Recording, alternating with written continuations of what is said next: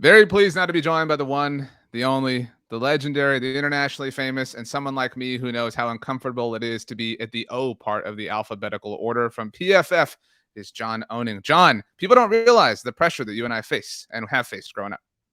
They don't realize the trauma that we had to endure growing up, not knowing if we're going to be at the end of one line or the beginning of another or at the end of the first line, especially because me, I'm OW, it's a Mm. struggle. It's a struggle, I never but thought about it that I'm OC, so like there would be some separation between you and yeah, I at you'd be least. ahead of Like me by one or two people. yeah, it'd be like me, Shohei Otani, then you know what I mean? Like, so Mhm. that's and here's the other thing, and I'll be straight up and I'll just say it. Nobody cool is at the O's. You know what I mean? Except for you and I. You know what I mean? Like they're like tell me you grew up with somebody that you were like, oh, we're in alphabetical order, right on. Can't wait to talk to so and so.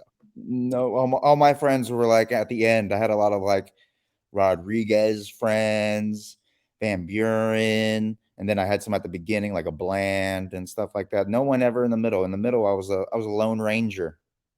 Yeah, I think like G is a strong place to be. Oh, that's cool. S can be good. Van Buren is tough. I mean, like it's a really specific thing. Hmm. If you're at the front, at the very least, it's over. Like any kind of Yeah, graduation or exactly. whatever. You get in, you get out, you get done. John, thank you for taking the time to join us. I know you're very busy. You have a jujitsu class coming up. Is that what's going Oh, on yes, next in sir. your life? Yes, sir. Gonna go train jiu-jitsu here. Leaving literally right when we're done here. I'm gonna put my shoes on and head out. Um, is that what Micah's? You're very particular about jujitsu and like people mistaking it for other things. Is that what Mhm. Micah's been doing as of late? Yes, he did. He went and trained at a place in Austin called B Team Jiu-Jitsu, which is actually one of the most reputable and successful jiu-jitsu teams in all of the United States, run by guys like world champions, ADC champions like Nicky Rod, Craig Jones, all these type of guys, Nicky Ryan, tons of like super high level. I was so surprised he went there because he was talking about doing wrestling. And in Texas, it's really hard to find like a straight wrestling club for like freestyle wrestling, folk style wrestling, not that WWE stuff that I know so many people watch, but so I was a little bit surprised that he went to jiu-jitsu, but that B team, they're known for their stand-up skills, their takedown abilities, their wrestling abilities, and they have like a lot of high-end wrestlers who switched from college wrestling to jiu-jitsu over there. So it doesn't really super surprise me that that's where he ended up looking for wrestling, but it's just, to me, super duper cool to see him training with people that I have competed with when I was, a lower belt and that I actively follow, each and every day because jiu-jitsu is probably my biggest passion outside of football. So, I'm watching all the tournaments, all the pro matches, all the black belt fights. So it was really, really cool to see both my worlds kind of collide together. And the funny thing is he even admitted it was not a good day for him. I wanted to ask some. I have a couple of friends that train there, so I was going to ask, like, how did it go? Like, how would Micah's so big and so athletic and all of these type of traits, but apparently it was a rough, rough day for him, which is not surprising when you're going against world class people in a sport that you don't really do. But it's just always surprising when you see someone who's such an elite athlete like Micah Parsons get tossed around. It is very cool to see Micah exploring different physical abilities. I guess is maybe the Mhm. like widest blanket I can cast on it. T's and P's for you that Ivan Pace Jr. not a Cowboys draft pick. If not, you could have like kind of merged your worlds a little bit further in that Mhm. sense. So again, congratulations on persevering through a different slight in your life. The Cowboys did draft 8 players, and you have been a really kind of bright light of optimism. I don't know a good comp for this Cowboys draft class in terms of reception among Cowboys Twitter, at least.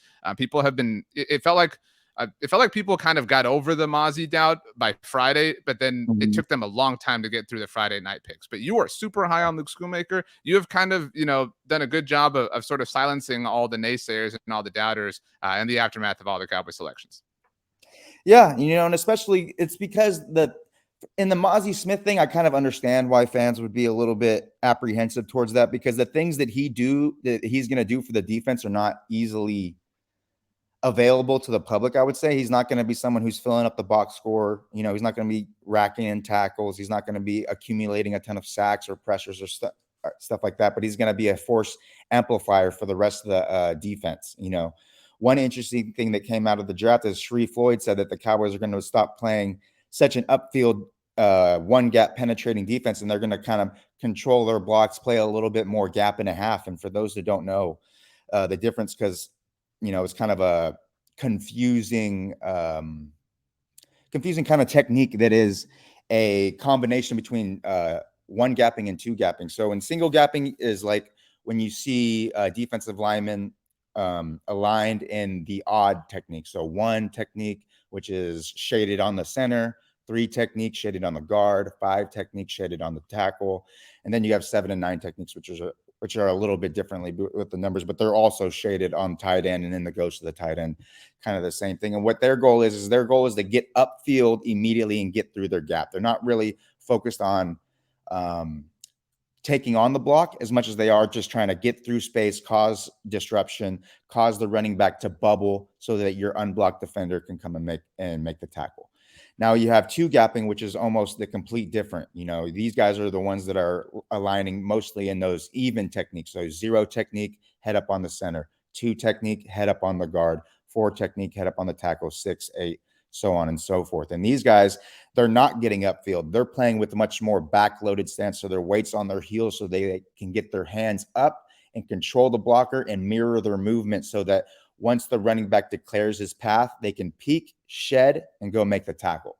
Now, when you have a gap and a half, it's kind of a little bit different. It's a combination between the two. This is where you see guys line up in those 2-eye, which is on the inside shade of the guard. You see 4-eye, inside shade of the tackle.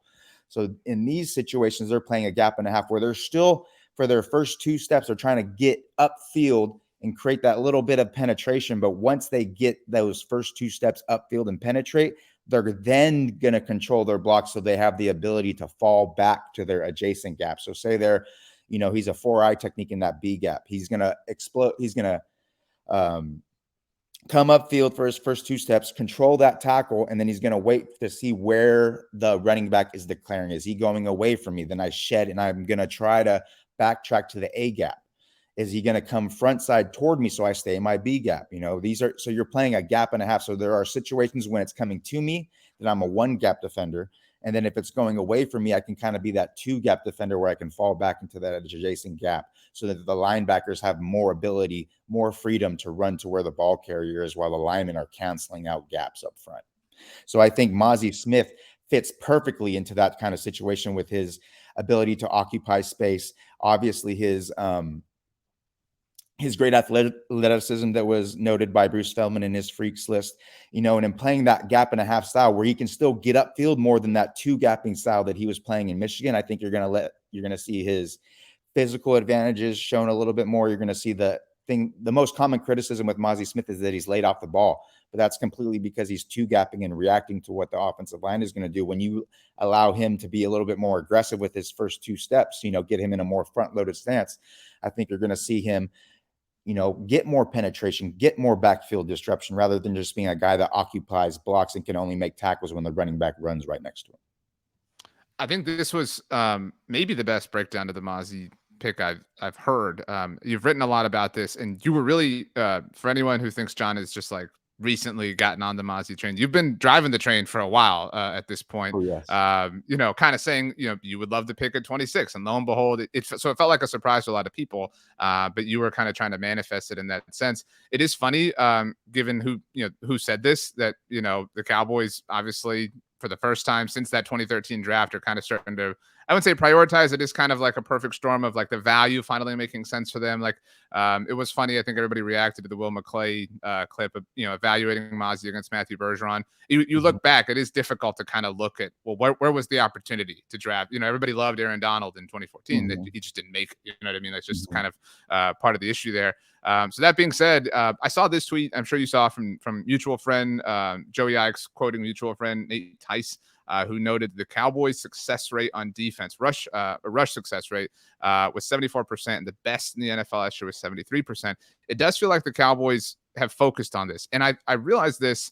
Bob Sturm wrote about how the Cowboys were so I wouldn't say aggressive, but into pursuing veterans over the second half of last season. And that really, I think the wide receiver position got a lot of focus there, right? They were, looking at Odell and obviously, et cetera, et cetera. But they did trade for Jonathan Hankins. Like it did seem like they identified those two areas as serious needs and they pursued them. And so in some sense, it is kind of, well, how did we not see this, hiding in plain sight sort of thing? Like they told us they really wanted to, fix their run defense by way of trading for Jonathan Hankins, by way of bringing him back, and then by way of drafting Mazi. And then to not even kind of realize that after Thursday and to be a little bit shocked by the DeMarvion Overshawn pick or the Junior Fajoko pick in that sense. Like this is who they want to be in a lot of ways. Mm-hmm.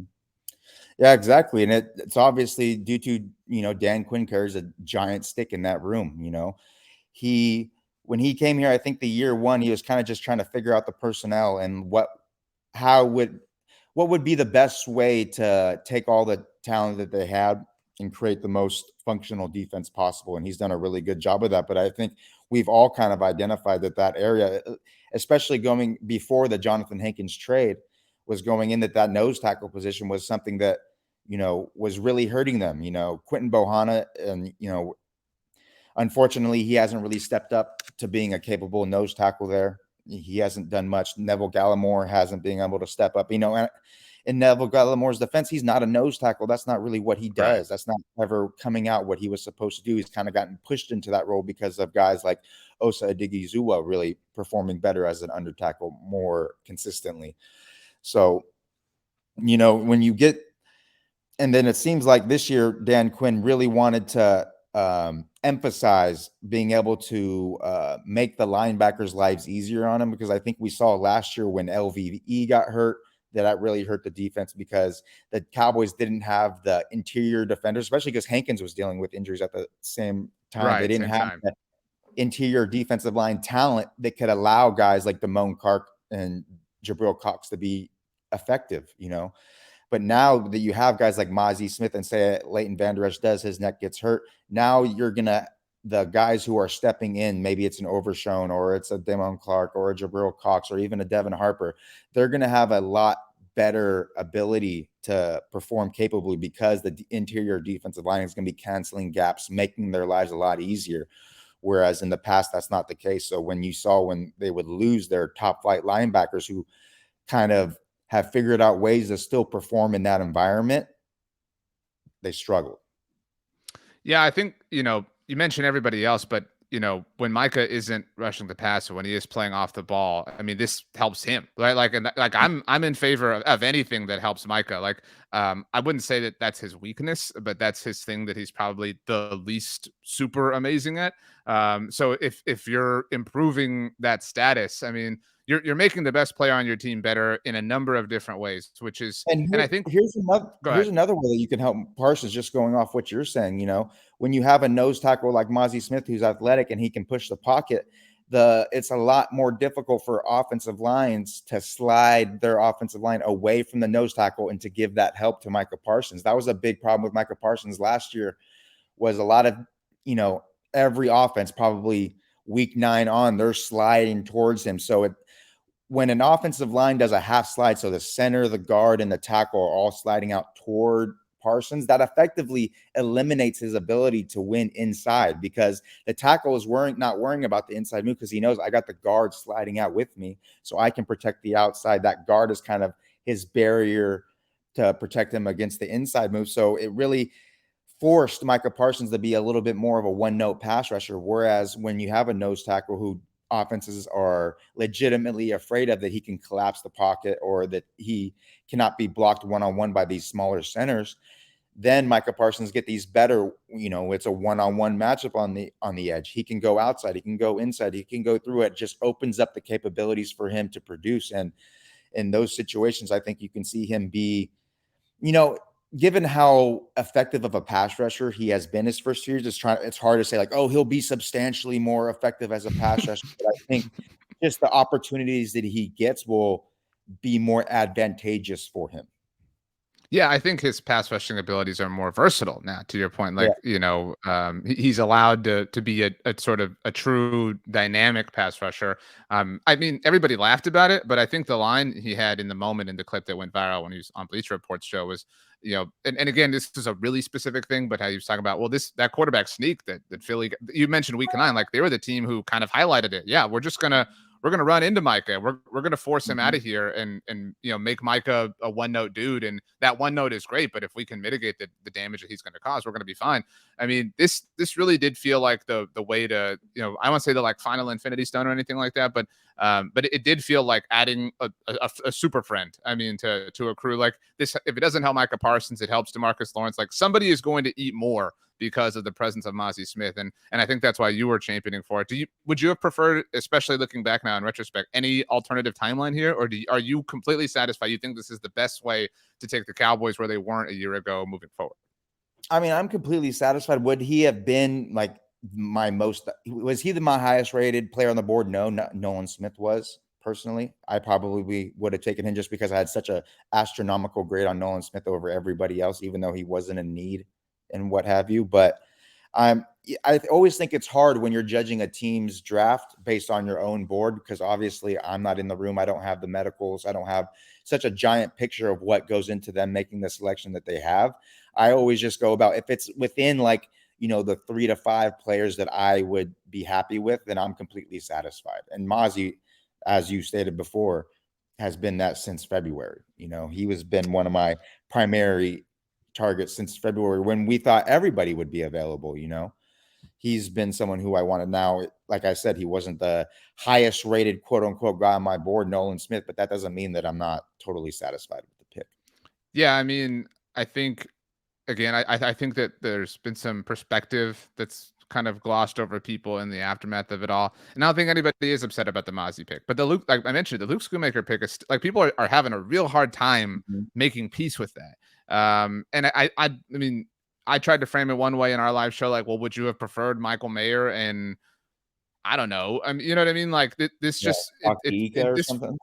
Yeah, like I wouldn't have, you know what I mean? Yeah. And so, especially after hearing what you've said the last 15 minutes. So, I mean, what is, and it feels this tight end conversation has been such an interesting one over the last few months, and that don't pay Dalton Schultz. It doesn't matter. Don't spend, premium capital on one. Why didn't you know what I mean? Like it's just an endless cycle of, discontent. But that being said, it does seem like the Cowboys identified a high level of athleticism in the Luke Schoonmaker that wasn't necessarily on display at Michigan due to the way they play. I mean, it's a Jim Harbaugh-led offense, but and I think when he doesn't have 9 touchdowns, people will bag on the pick and be like, well, this was stupid and this was silly or whatever. But he does help the offense in a really significant way. Yeah. I think this all comes down to, just mock draft syndrome. Luke Schoonmaker going in every mock draft was like in a 3rd round. So, when fans see like, oh, he's always going in the 3rd, and then the Cowboys take him in the 2nd round, it has to be a giant reach. But for me personally, the only reason that Luke Schoonmaker, he graded as a 2nd round player in all facets until you add in, I have multipliers in my grading scale. So like Wow, if say a player runs below like a 4.6, like say a cornerback runs below a 4.6, they're going to get a heavy penalty on their grade, even though say they have the perfect film, they have a number 1 overall pick film, but then they run a 4.6, that's still going to bump them down like a full round grade, just because of the history of corners that run 4.6 are so poor. And it's the same, a similar thing with Luke Schoonmaker. He graded as a 2nd round tight end in every facet, every category, until I added in the age multiplier. He's going to be 25 years old as a rookie, and that caused him to drop a half a round into my 3rd round stack. But just if you're just talking about the player, I mean, there's nothing not to like for a 2nd round pick. He is a elite top tier athlete for the position. You see his quickness off the line. You see his ability to accelerate in and out of his breaks. You see the blocking ability. You see the ability to create yak. One of the things that impresses me most is how quickly he transitions from catching the ball to getting upfield. He's not someone who lollygags. He's not someone who does like that half turn.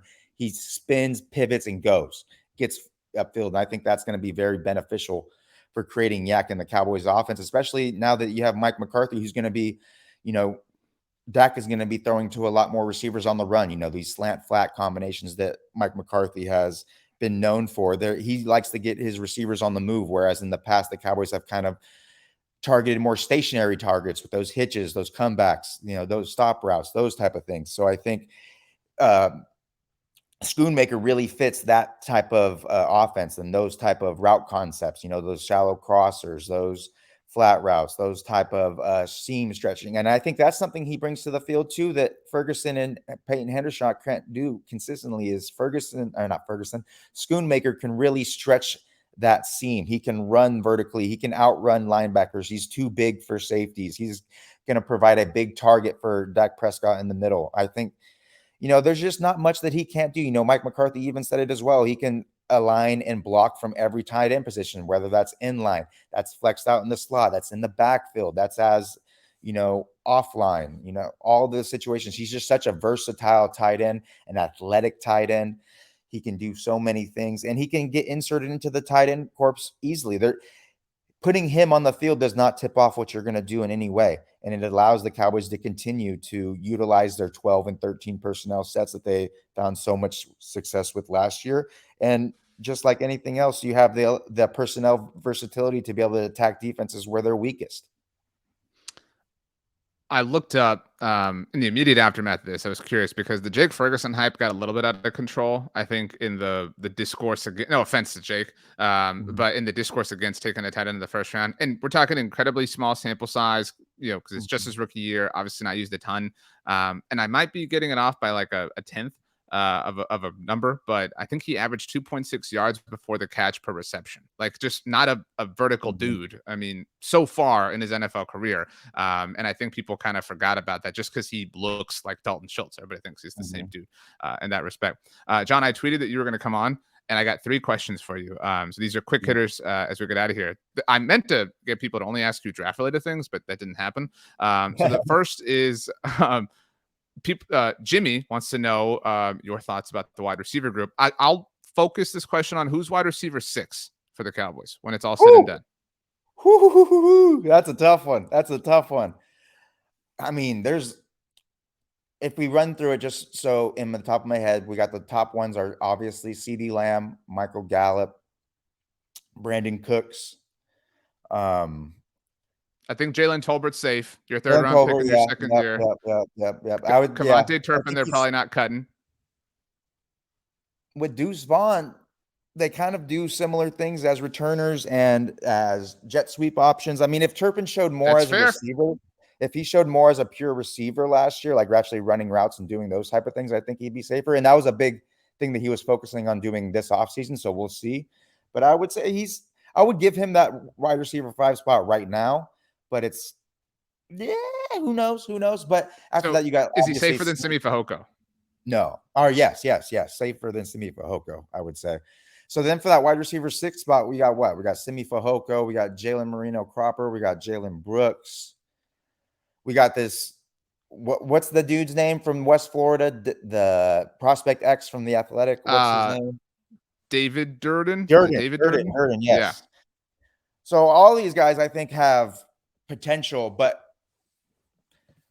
for me personally, I think Jalen Moreno-Cropper is the guy that you got to watch out for as the sneaky dark horse to make the end of the roster. This guy is quick. He's small, but he's quick.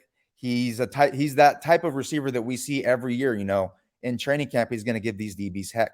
He's going to be in and out of his breaks. And the thing is, he can press vertically as well. So I think you're going to see him creating a ton of separation, especially when you see him go against kind of these bigger, longer corners that he's going to be matched up with one-on-ones, like the Nashawn Wrights, who don't really match up well with his skill set. And I really think you're going to see Jalen Moreno-Cropper really show well and become kind of a fan favorite who can make the fringes of the 53-man roster. John, similar question, says, assuming 2 running backs on the 53 are Tony Pollard and Deuce Vaughn, who is number 3? Are you Malik Davis or Rico Dowdle truther? Rico Dowdle, baby. I think he is much more. He is a more talented runner than I think Malik Davis is. I think he has better vision. I think you see him maximize his gains a little bit better. I think Malik Davis, what's fun about him is he runs really violently, and his running style is a lot more aesthetically pleasing to the fan's eye. Whereas I think Rico Dowdle he reads his stuff more. He's smooth. He's a little bit more elusive, I would say, but he's definitely not as physical, not as strong, and not as powerful. But I think that ability to be more trustworthy with his reads and maximizing his gains and what's blocked for him, I think Rico Dowdle will get the running back 3 marker over Malik Davis. Neither one of us And he gave did it a win shot it to Ronald before he Jones. got hurt. Correct me if That's I'm true. wrong, but Dowdle He did beat did. out Malik Davis and then got hurt. Yeah, and but like I said, not Rico, Ronald Jones got no real shot here in this conversation from us. I think, So you know, I mean, it seems like the coaching staff likes his like veteran presence, but I watched him a lot when he was signed, and I just don't see anything that he does that would really warrant taking, especially because he's the older veteran. He's going to cost more his veteran minimum is a lot, not a, again, a lot, but it's more money than what you would be giving Rico Dowdle or Malik Davis if they made the 53. And I just don't think his talent warrants him being there, except, coaches have this weird thing about experience. They like to have players with experience, especially if like Tony Pollard got hurt. You're going to trust Malik Davis or Rico Dowdle, who have never done it for significant portions, to be trusted in those situations, whereas Ronald Jones has. But then I would say, have you seen Ronald Jones when he's in those situations? It's not pretty. It's not good. It's not great experience. But yeah, to answer your initial question, Rico Dowdle is my favorite. I agree with you. Last one comes from Troy DeCaz. I mentioned Marvel Comics was an option because I saw you tweeted that you were kind of behind on this. I have a lot of questions on that, but I'll say those for a different day. So I don't know anything about this, but the question is, here's my Marvel Comics question. Assuming you guys are aware of the most recent Spider-Man comics, which you may No, not be no, by your own don't tell me. admission, Don't tell me. Don't tell then me. I won't say anything else. I'm behind that. I'm behind. I've been hearing that the crazy Spider-Man stuff's been happening, but I just caught up with Sins of Sinister Dominion yesterday, so now I'm gonna finally get on the Spider-Man thing. And I also heard there's very good Invincible Iron Man stuff that's been going on, so I'm gonna catch up. Is this like a subscription? Or are you buying the actual physical comics? Yeah, it's called Marvel Unlimited. I don't get the actual comic books anymore. I used to, but they were getting kind of expensive and taking up a lot of space. So then I just got a subscription to Marvel Unlimited. And you do this on your phone, like tablet? Like what's the I do it on my situation? laptop. It's great. I get to nerd out, read about superheroes, go into another world. It's fun. And the interesting thing is, I take a lot of for my writing and stuff, I learn new ways to write and describe situations and describe, different types of athletic feats. I always try to take a little bit from the comic, like the voice of the comic, and I try to insert it into my writing as much as I can. I'm not great at it because I don't get a ton of opportunities to write as much as I would like, but when I do, I try to, combine that in my head. That makes it more, when I'm on the clock on PFF on a Tuesday and reading a comic book, I'm like, it's okay. I can read, yeah. I'm using it for work. I'm using it for work, I guess. That's well said. Okay, well then don't look at your most recent Twitter mentions. I would say I don't know that I won't tell you what the person said, but I don't know that it would qualify as a spoiler. Okay. But if it were me, I'm somebody I don't want to hear anything. I don't want to hear anything that allows my mind to wander in that one direction.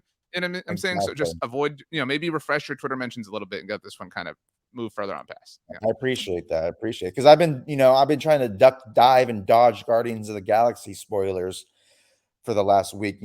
Every time that the video embargo goes up, you got dummies trying to, give hints about, get ready for this character potentially die. I'm like, so I've been muting all the Guardians of the Galaxy stuff on Twitter, counting down the minutes until I get to go to that tomorrow. It's a stressful time of year. It was, I think, now 4 years ago when Avengers Endgame came out over the weekend of the draft. I remember that. And I don't know, did you watch Game of Thrones? Were you into it at the time? Oh yeah. Well, that was also the weekend of the Battle of Winterfell. So there was a lot happening that weekend. Some of it worked out. I mean, Endgame, some of it didn't. Tristan Hill, in the Battle of Winterfell. I remember Katie Drummond. I think he went to Dallas. It was in Texas for that, and he was trying to scramble to find tickets for Endgame or something. I remember. It was a special weekend. I remember a buddy and I had an over/under on the number of Starks that would die between the Battle of Winterfell and Tony. And I remember we counted Pepper because she's kind of a Stark, you know what I mean? So she counts. But she does. But I hit the under hit because it was only Tony. Yeah. So, crazy, right? I feel like I definitely would have thought that one of the Game of Thrones Starks would have perished in the Battle of Winterfell.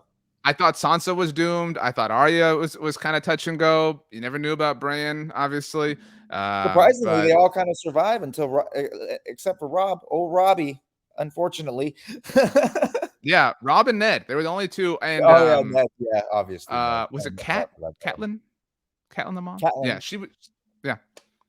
Tough times. John, good luck at jujitsu. You said you were going to get an acai bowl maybe after, so good luck Yeah, with that. I think that sounds great.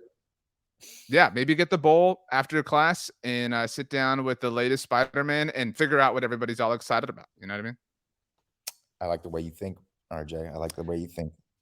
John Owning on Twitter at John Owning. Again, sorry about the alphabetical thing. Yeah, everybody check out John at PFF. He'll make you smarter. John, thanks so much for hanging out. Hey, thank you.